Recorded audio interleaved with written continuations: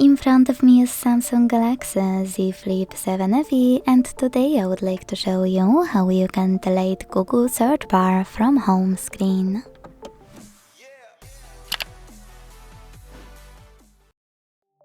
Begin by holding your search bar and waiting for the pop-up to show up. When it does, click on Remove in the middle of it.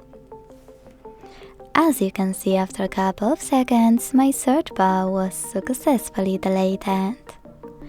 If you want to restore it, pinch your device's display, hit widgets at the bottom, and then find Google app. Click on it, scroll,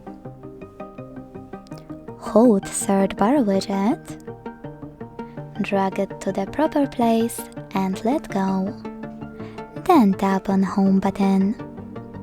Thanks so much for watching. If you enjoyed this video, leave a like, comment and subscribe. Bye!